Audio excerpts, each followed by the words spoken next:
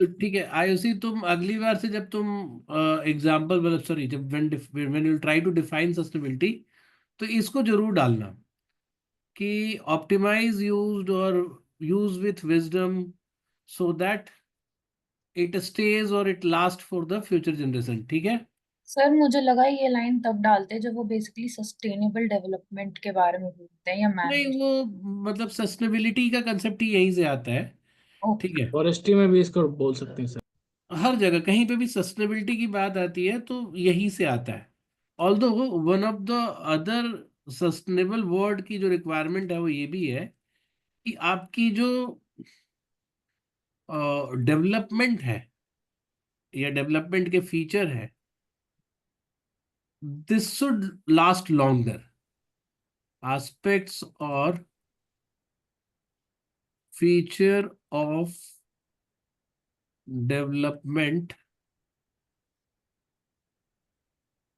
Should last longer. तो ये भी एक सस्टेनेबल का है, लेकिन इसके बिना मतलब ये ना बोलो बोलो ये जरूर बोलना पड़ता है तुम्हें। तो अब बात आती है कि जैसे जो हमारे पास रिसोर्सेज हैं जो लिमिटेड है and which can not B revived और रिक्रिएट इजिली, वैसे रिसोर्सेज पे हमें ज्यादा बात करनी होगी। ऐसे रिसोर्सेज कौन कौन से हैं बताओ। कोई एक आध ऐसा रिसोर्स बताओ जिसको जो लगता है कि आने वाले टाइम में खत्म हो सकता है। Sir it could be anything, it could be animals as well. हाँ, तुम फॉरेस्ट्री पे बार बार अलाइन हो रहे हो। ठीक है, अभी फिलहाल हम लोग नॉर्मल यूज की बात करते हैं, है ना। लेट्स से पेट्रोलियम के प्रोडक्ट्स। तो लिथियम्स भी हो सकते हाँ, लिथियम बैटरीज भी।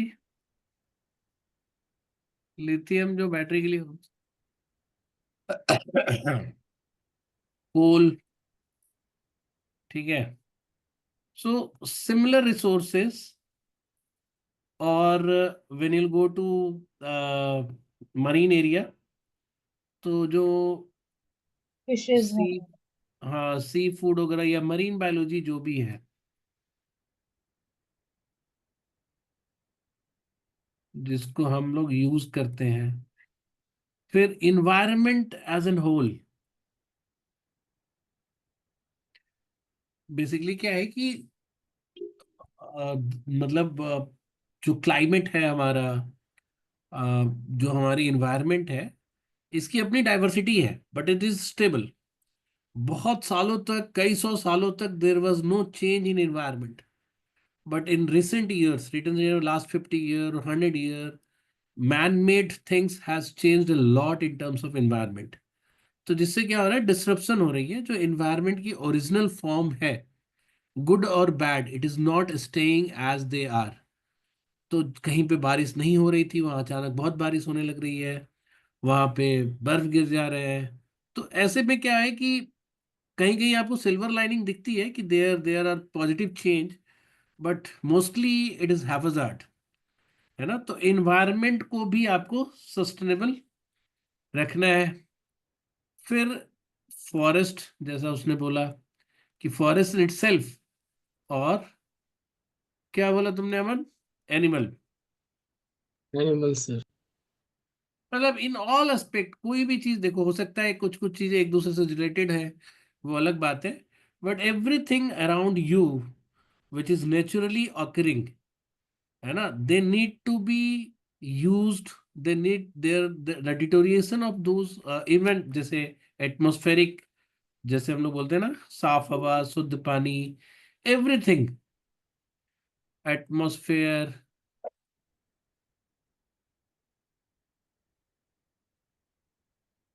ठीक है। ग्राउंड वाटर,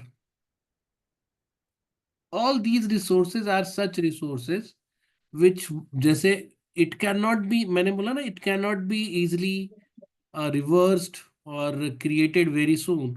तो जैसे मान लो कि अगर कोई पर्टिकुलर स्पीसीज खत्म हो जाती है तो आप उसको बड़े आराम से ब्रिंग बैक नहीं कर सकते। देख रहे हो इंडिया में चीता को कहाँ से लाना पड़ रहा है ना। शेर जो है, टाइगर जो है वो खत्म हो रहे थे, तो उनको फिर कंजर्व करने की कोशिश की जा रही है, तब जाके थोड़ा हुआ। तो it is not very easily, it will not recover very easily. तो all those things that we have mentioned here, कुछ तो खत्म हो ही जाएंगे, एंड कुछ जो है जिनको आप तुरंत नहीं ब्रिंग बैक कर सकते हो as per the original condition. तो हमारी जो लाइफ है, जो हमारी पूरी लाइफ है, मतलब humans, and not only life, हमारी जो इकोनॉमी है, economy, food and everything around us, we rely on such resources, है ना? We rely on such resources. Although for few of the requirement, we did now identify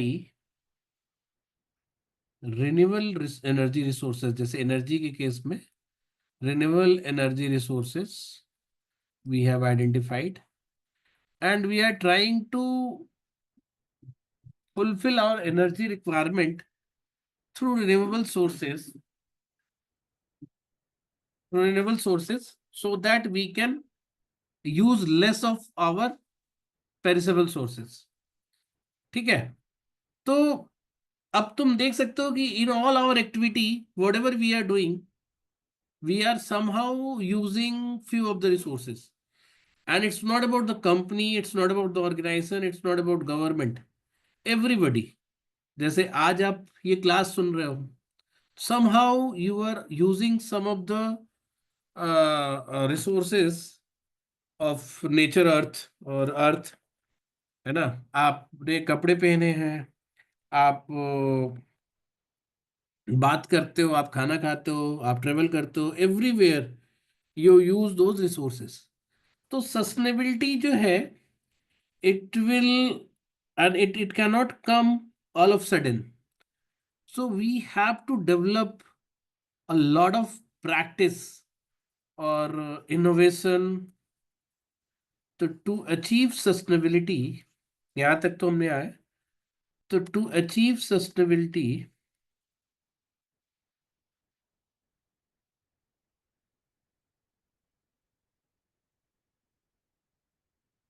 हमारे processes में, हमारे in every act of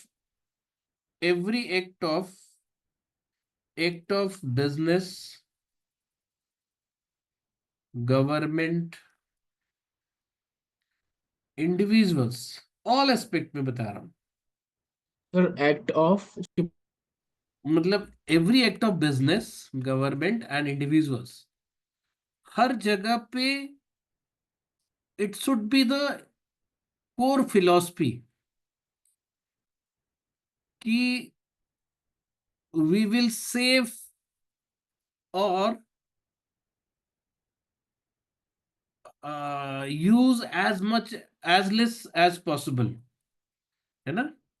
save the consumption अब, और use as less as it is possible. तो अब तुम बोलोगे कि सर ये कैसे हो सकता है? आपको 10 किलोमीटर ट्रेवल करना है एंड फिर यूजिंग अ डीजल कार, तो 1 लीटर तो करेगा ही खर्च। तो यहाँ पे क्या सोल्यूशन हो सकता है? मतलब अगर आपको 10 किलोमीटर पे 1 लीटर डीजल आपको खर्च होना ही होना है for moving by your car, तो हम क्या करते हैं? हम लोग क्या सजेस्ट करते हैं ऐसी जगहों पे? बताओ जरा, एनीवन टेल मी,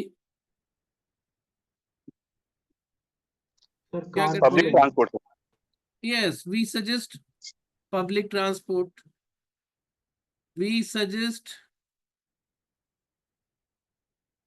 इलेक्ट्रॉनिक व्हीकल, ईवीज। हालांकि इस पे भी डिबेटेबल है कि whether EVs are as sustainable as they are claimed. एक सेकेंड होल्ड करो। The example that I gave, it was just for one of the activity for an individual. So if you try to identify that what part of environment we are degrading or using, and what part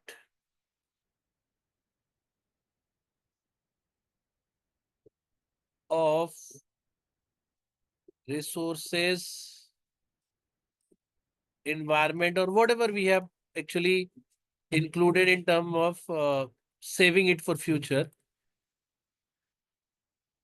we are using with all our activities.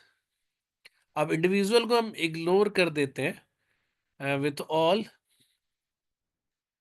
Business और economic activities, क्योंकि individual पे तो चलो awareness हम develop करते हैं and we call to so come for substitute और innovate your way of doing things. So economic activities and business activities are the main focus area. और इसकी assessment करके we need to develop alternative way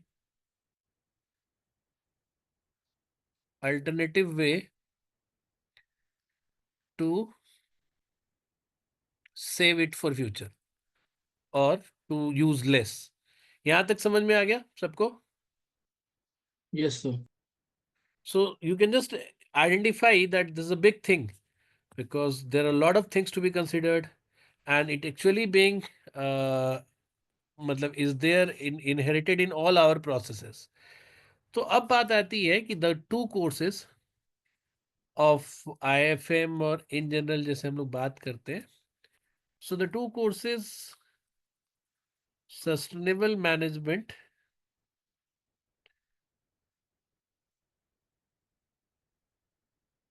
or sustainable development, how these two courses are different but serve the common purpose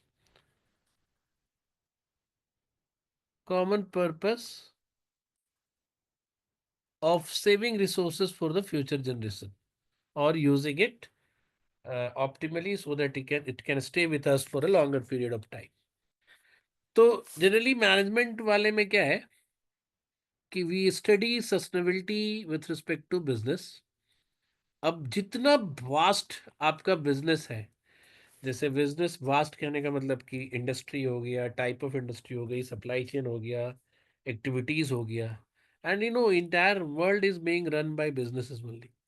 तो all the aspect of business start from manufacturing, मतलब these are the areas where sustainability practices are required more than other areas, है ना. लेकिन even those areas where it seems that there is no sustainability practices is required as such, but there also, जैसे even HR activities or marketing activities,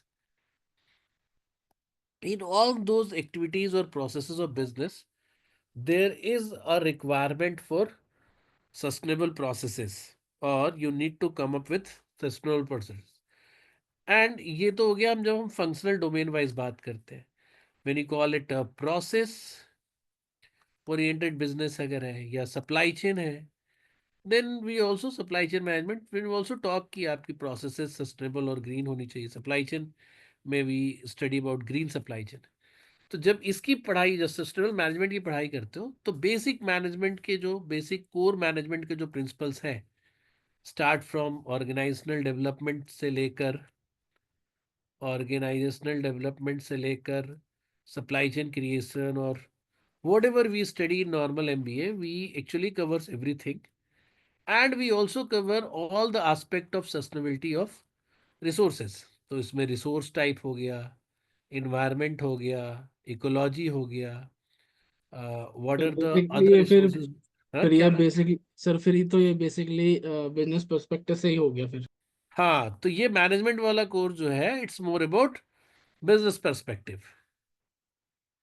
तो जो जो sustainability वाला part है वो तो दोनों जगह पढ़ोगे, और जब इसी चीज को हम डेवलपमेंट में पढ़ते हैं तो हम इकोनॉमिक प्रोसेसेस या फिर पॉलिसी, इसके रिस्पेक्ट में गवर्नमेंट के रूल्स रेगुलेशंस, है ना, how government can come up with different way to safeguard the resources and, जैसे टैक्स रिफॉर्म्स वगैरह कई चीजें होती हैं, या फिर चार्जिंग फॉर सस्टेनेबिलिटी, है ना। तो सस्टेनेबिलिटी का एस्पेक्ट में आपको क्लाइमेट, रिसोर्सेज, उसकी कैलकुलेशंस, ये सारी चीजें पढ़नी है।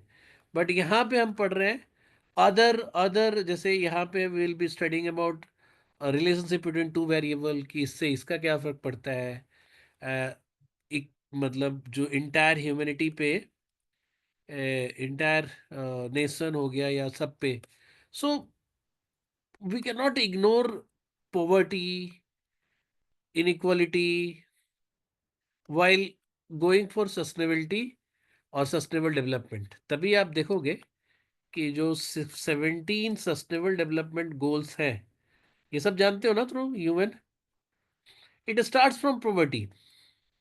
ठीक है, ये पहले ही नहीं बोलता है कि हम, तो एक पॉवर्टी है या इक्वलिटी है, एजुकेशन है, it actually covers everything because sustainability cannot be achieved if it is not inclusive। ठीक है, इंक्लूसिव मतलब सबको रखने का। तो ये सारे एस्पेक्ट जो है यहाँ पे, ये डेवलपमेंट में होते हैं। अब रही बात कि आपने चॉइस जो भी भरा है, अपॉर्चुनिटी फॉर एम्प्लॉयमेंट और फ्यूचर ग्रोथ दोनों जगह पे, this course is sought after among corporates जिनकी कॉन्सियसनेस वो खुल चुकी हैं, and those who wants to make their processes green। ठीक है, और अगर आप पॉलिसी सेक्टर में और डेवलपमेंट सेक्टर में और कल को यूएन जैसी ऑर्गेनाइजेशन में भी काम करना चाहते हो, तो this could be a good course for you. यहाँ से आपको कैरियर थोड़ा स्लो दिखता है, बट आपकी स्टडीज और जैसे सिलेबस बहुत वास्ट यहाँ पे है ना। यू रिसर्च की, रिसर्च में अगर जाना चाहते हो तो यहाँ से आपको बहुत स्कोप मिलेगा। तो there are lot of thing which will come through sustainable development course, and this course is well known for making organizations activities और processes sustainable। ठीक है, तो ये आपका, ये दो कोर्स का है। नेक्स्ट क्लास में हम लोग फॉरेस्ट्री और सस्टेनेबल फिनांस के बारे में पढ़ेंगे। ठीक है, इसकी रिकॉर्डिंग में बंद करता हूं मैं अभी फिलहाल, लेकिन we will keep our discussion